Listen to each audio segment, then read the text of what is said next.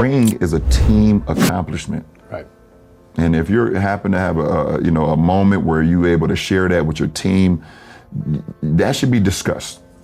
This team was the greatest team, okay? Or that team, you can have those conversations. Then I would have said, LeBron, why did you leave Cleveland and go to Miami? Why did you leave? Chasing rings. Cleveland! You're the one who did it. You're the one who ran away. You're the one who put together a super team so that you could win rings. You were the one who were afraid not to win a championship, as great as you were as a player.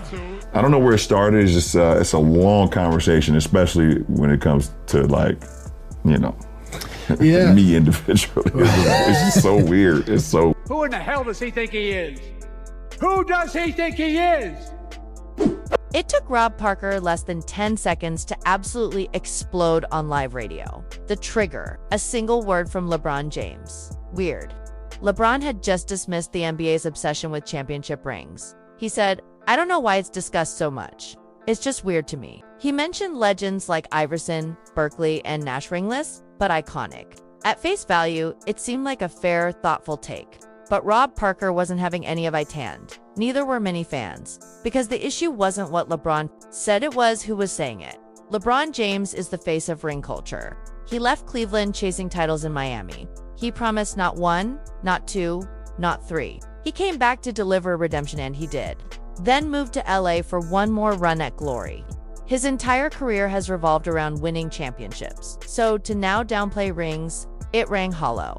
Rob Parker saw it as hypocrisy, not humility. And once he started speaking, he didn't stop. His rant was fiery, unfiltered, and relentless. He accused LeBron of rewriting history, trying to soften the standards that built his legacy, and really, that's what hit hardest. Because this wasn't just about one comment.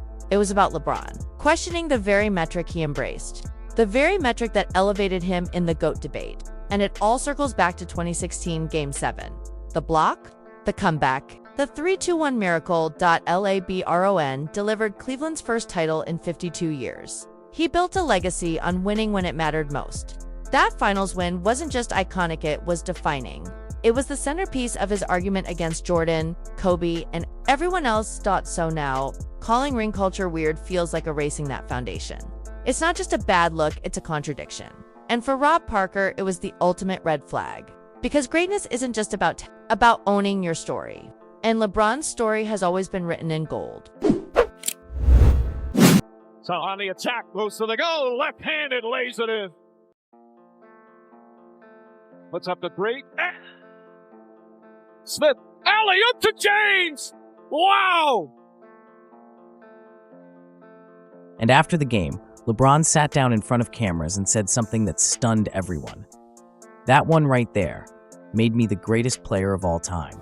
That one right there made me the greatest player of all time. That's what I felt. After that historic game, LeBron sat down in front of cameras. Then he said something that left the sports world speechless. "That one right there made me the greatest player of all time. Not one of the greatest, the greatest." And what was he referring to? A championship, a single iconic ring. That title against the 73-win Warriors. He didn't mention points, assists, or longevity. He pointed to that ring as the proof dot. So fast forward to 2025. LeBron now calls ring culture weird. And instantly, fans remembered that quote, "You can't dismiss rings after crowning yourself with one. It doesn't add up." That contradiction, it lit the fuse on Rob Parker's fury. What followed wasn't just a hot take, it was a blowtorch. Live on The Odd Couple, Rob erupted. "You're the one who chased rings," he yelled. "You left Cleveland, remember? Miami, LA, you said not one, not two, not three." He accused LeBron of rewriting his own story, called him a phony, and said what many were thinking. He's tired of the excuses. Rob Parker didn't just call out LeBron, he dissected him. He accused LeBron of rewriting the rules mid-game. Why? Because deep down, LeBron knows he's not catching Jordan's 6 rings. And that quote, "ring culture is weird," felt like damage control. Rob's message was crystal clear. You can't spend 15 years chasing rings, then suddenly pretend rings don't matter. That's not growth. That's spin. And Rob wasn't just loud, he was precise. He brought receipts, LeBron's decisions, Miami, Cleveland, 2.0, LA, all built around championship pursuits. He even mocked the infamous not one, not two, not three speech. Then he hit LeBron with the most brutal truth of all. If you had 8 or 10 rings, would you be saying this? Of course not. And here's the uncomfortable part: Rob's not wrong. But it raises a deeper question. Why? Now, why would LeBron push this narrative in 2025? The answer lies in what he's trying to protect: longevity.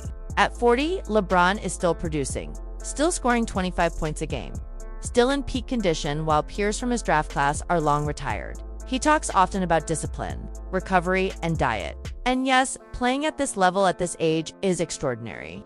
But here's the catch: longevity isn't dominance. Fans don't crown the GOAT for lasting longest. They crown them for winning the most.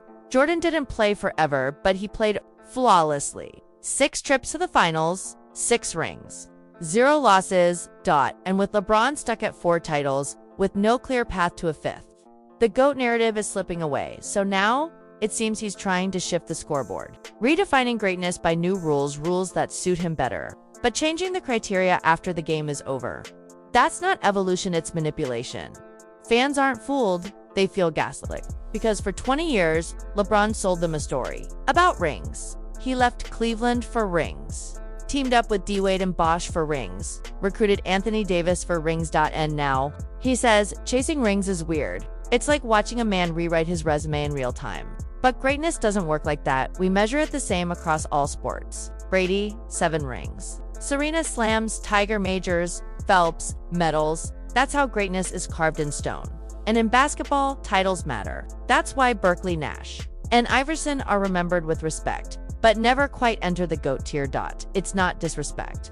It's the scoreboard. So when LeBron downplays rings, fans don't hear philosophy, they hear excuses. Because the scoreboard is permanent, and you can't rewrite the outcome just because the math isn't on your side. LeBron is still one of the greatest ever, much is undisputed. But trying to redefine what greatness means only because the original rules no longer favor you feels less like leadership and more like revisionism. And Rob Parker's rant, it wasn't just a personal outburst, it was a collective memory. A reminder of everything LeBron once stood for and everything he now seems eager to forget.